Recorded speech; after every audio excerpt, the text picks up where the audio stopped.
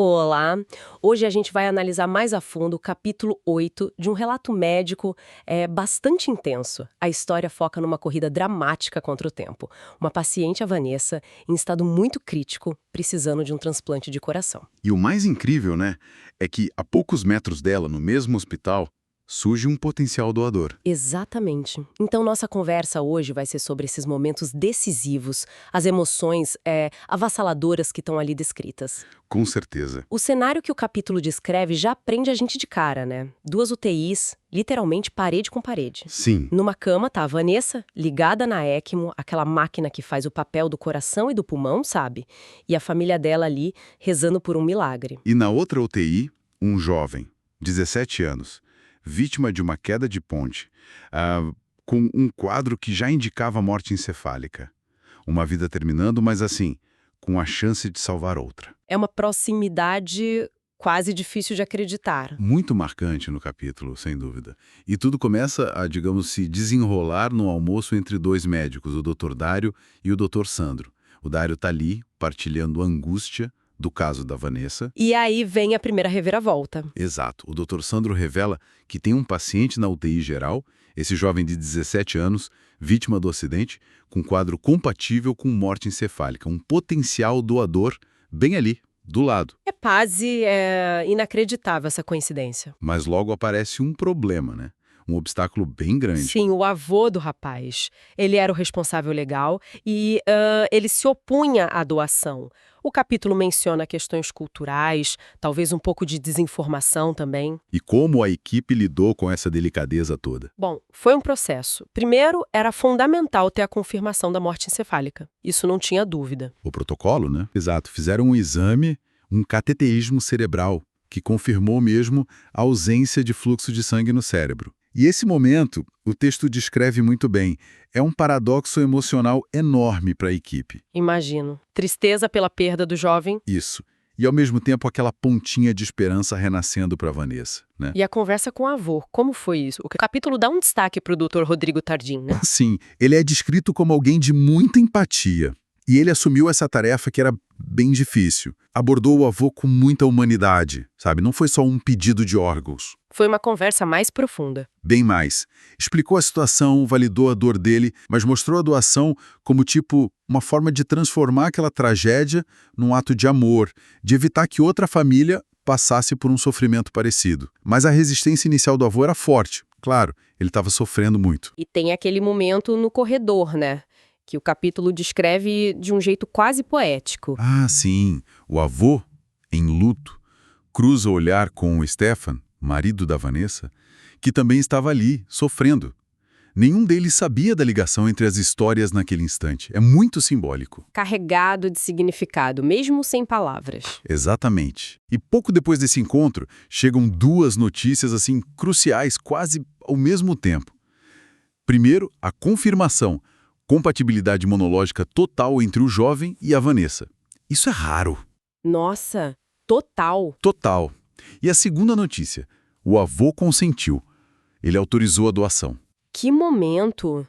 Imagina o alívio da equipe. Mas, claro, ainda tinha toda a parte burocrática, ética. Sem dúvida.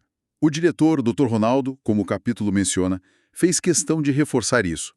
Todos os trâmites legais, éticos, tinham que ser seguidos à risca. E aí começaram os preparativos para o primeiro transplante cardíaco, ali no interior do Espírito Santo. Um marco histórico. Trouxeram cirurgiões de fora, né? Sim, de Vitória, cirurgiões renomados, tudo parecia assim, encaminhado para a cirurgia começar às 14h. Parecia, essa palavra é chave aqui. Pois é, meia hora antes do horário previsto, uma complicação gravíssima.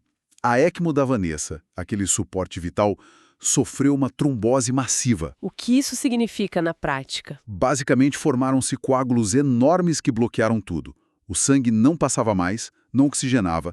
Isso levou a uma embolia pulmonar maciça. Ela entrou em colapso. A oxigenação caiu drasticamente. Foi fundamental o diagnóstico rápido do Dr. Sérgio, o ecocardiografista de plantão. Que desespero. Deve ter sido um caos ali na UTI. Um caos controlado, digamos. A equipe, mais de 30 pessoas, agiu meio que por instinto, mas com muita coordenação.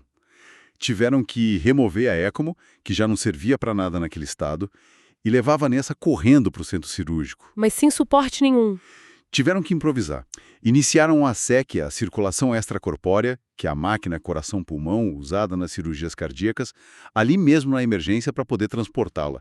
Uma corrida desesperada. Então, enquanto uma equipe estava captando o coração do doador, Outra equipe, liderada pelos doutores Flávio e Gabriel, estava lutando para estabilizar a Vanessa no centro cirúrgico.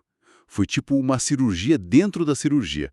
Eles tiveram que abrir o peito dela antes do transplante para remover os coágulos dos pulmões. inacreditável. E conseguiram. Conseguiram estabilizá-la. Aí sim, removeram o coração doente dela. E o coração novo, que chegou trazido pela equipe dos doutores Melchior e Eber, foi implantado. O momento crucial, o clímax de tudo. Total. Um silêncio tenso na sala, descrito no capítulo. E aí a angústia, o coração novo, não batia. Não, Depois de tudo isso, não batia. não batia. A equipe tentou de tudo. Ajustaram medicamentos, parâmetros da SEC, corrigiram exames de sangue. O texto fala em minutos que pareceram eternidades. E aí, finalmente, talvez por fatores que a gente nem consegue explicar direito, né? O coração começou a bater. Tímido no início, mas depois pegou o ritmo, com força. Nossa, que alívio deve ter sido. Indescritível. E como a Vanessa ficou depois disso tudo? A cirurgia foi um sucesso, conseguiram retirar os suportes, fechar o peito, ela voltou para a UTI, estável, e o capítulo termina com uma cena linda. Ao lado da cama dela, a cartinha da filha Sara. Ah, sim, eu lembro. Dizendo, mamãe, já vejo seu coração. Tum-tum, tum-tum. A equipe toda chorando, uma mistura de exaustão e euforia. Que montanha russa, realmente, de eventos, de emoções. Nesse capítulo, a equipe médica enfrentou reviravolta atrás de reviravolta. Sim, desde aquela esperança que surgiu quase do nada, até complicações que quase foram fatais, culminando num sucesso que muitos ali devem ter sentido como um milagre mesmo. E o impacto foi além da Vanessa, né? Muito além. O gesto do avô, aquele consentimento, permitiu que múltiplos órgãos do jovem fossem doados. O capítulo menciona uma operação logística complexa da Força Aérea Brasileira para levar esses órgãos para salvar outras vidas pelo Brasil. Um único ato de generosidade com um alcance imenso. E a humanidade dos médicos, como ela transparece no final. Fica muito evidente. Na conversa mais reflexiva dos cirurgiões, já à tarde da noite, durante um lanche.